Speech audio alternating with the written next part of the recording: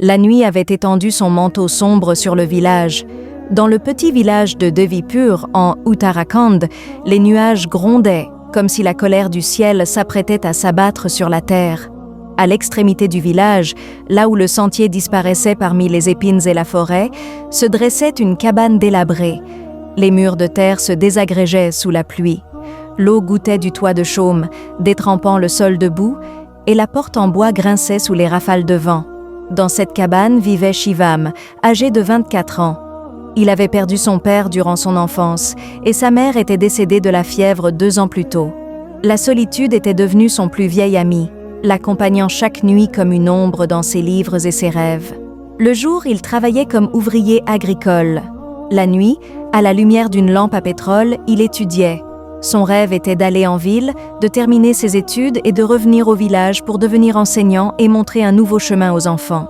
Cette nuit-là, alors que la pluie avait englouti le village, Shivam était assis, ouvrant la vieille Bhagavad Gita que sa mère lui avait donnée. Les mots résonnaient encore dans son esprit. La vérité et le travail acharné ne sont jamais vains. Soudain, toc toc toc, de violents coups frappèrent à la porte. Shivam sursauta. Qui peut bien être là, par une tempête pareille?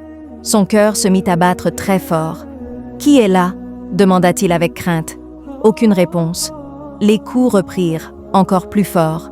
Rassemblant son courage, Shivam prit la lampe et ouvrit la porte. La scène devant lui le pétrifia. Une jeune femme se tenait là.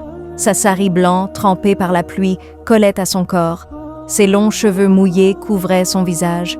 Dans ses grands yeux se mêlaient la peur, l'épuisement et une étrange lueur d'espoir. Ses lèvres étaient bleues de froid. « S'il vous plaît, aidez-moi » murmura-t-elle d'une voix tremblante, comme l'appel d'un oiseau blessé. Le cœur de Shivam fondit. « Entrez vite » dit-il en posant son châle usé sur ses épaules. La jeune femme entra en tremblant et s'assit dans un coin. Sa respiration était rapide, ses yeux brillants de larmes. Shivam alluma le foyer, prépara du thé au gingembre et au basilic et le lui tendit dans une vieille tasse ébréchée. « Vous allez bien? Quel est votre nom » demanda-t-il doucement. « Kavya » répondit-elle d'une voix frêle. « Ma voiture s'est embourbée sur le chemin forestier, il n'y avait pas de réseau, et j'ai vu la lumière de votre cabane. » Shivam sourit. « Vous êtes en sécurité ici, ne vous inquiétez pas. » La pluie battait toujours, mêlée au souffle tremblant de Kavya. Peu à peu, la conversation commença. Elle observa la cabane. Un pot en terre, une table cassée, une pile de livres. « Tu lis autant de livres » et demanda-t-elle avec curiosité. Les yeux de Shivam brillèrent, mêlés de tristesse. « Oui, ma mère disait que l'éducation est le seul chemin. Je veux devenir enseignant, apprendre aux enfants du village pour qu'ils ne soient pas seuls comme moi.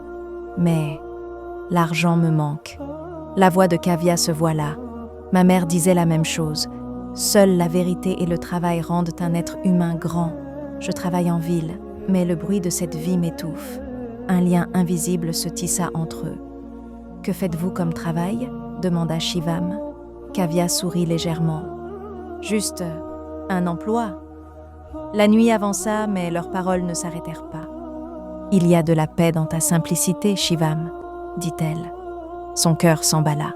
« Et dans vos paroles, il y a de la vérité. » Au matin, la pluie cessa. En sortant, les villageois virent une voiture luxueuse et un chauffeur attendant Kavya. Elle n'était pas une femme ordinaire. Elle était Kavya Verma, la magistrate du district DM de Dehradun. Le sol sembla se dérober sous les pieds de Shivam. « Madame, pardon, je ne savais pas, » balbutia-t-il. Kavya posa une main rassurante sur son épaule. « Tu m'as accueilli comme un être humain. C'est le plus grand des honneurs. » Les villageois restèrent stupéfaits. Les médias arrivèrent. Les photos firent le tour du pays. Une DM passe la nuit dans la cabane d'un pauvre. Avant de partir, Kavya dit à Shivam « Tu m'as montré la force de l'humanité. Je reviendrai. » Et elle revint. Des fonds furent débloqués, une école construite, des routes tracées. Shivam fut nommé animateur de l'éducation rurale. Sa cabane devint une petite école. Les enfants s'asseyaient sur des sacs et étudiaient. Kavya venait souvent, s'asseyait avec eux, racontait des histoires, montrait le monde sur des cartes. Les enfants l'appelaient Didi. Mais les murmures commencèrent. Pourquoi la DM vient-elle si souvent chez Shivam? Est-ce vraiment seulement pour l'école? Des anciens l'avertirent. Tu es une fonctionnaire, ma fille. Ce rapprochement n'est pas approprié. Kavya répondit calmement. Si construire des relations basées sur la vérité et le travail est un tort, alors j'accepte ce tort. Un soir, près de l'étang, Kavya demanda « Penses-tu que le destin unit les gens sans raison ?» Shivam resta silencieux. « Nous venons de mondes différents. Vous êtes une haute fonctionnaire, moi le fils d'un ouvrier. Les mondes peuvent être différents, dit-elle, mais la vérité du cœur est la même. » Le temps passa. Lors d'un festival de l'éducation, Kavya déclara devant la foule « Voici Shivam, qui a prouvé que les rêves naissent des livres, pas de l'argent. » Les applaudissements éclatèrent, mais les rumeurs s'intensifièrent. Les journaux titrèrent « Relation entre une DM et un jeune pauvre ».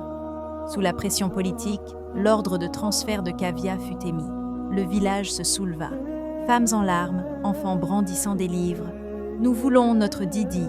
Shivam, bouleversé, dit à Kavya « Tout cela est à cause de moi. Prenez vos distances. » Kavya lui prit la main. « Si je recule, la vérité perdra. » Lors d'une assemblée publique, elle déclara « Oui, je suis proche de Shivam. Il m'a appris l'humanité. Si c'est un crime, je l'accepte ouvertement. » Shivam monta sur scène. « Je suis pauvre, mais pas malhonnête. J'ai toujours respecté Kavya comme un être humain. Il n'y a aucune honte dans l'amour. » Ce jour-là, l'histoire fut écrite. Le transfert fut annulé.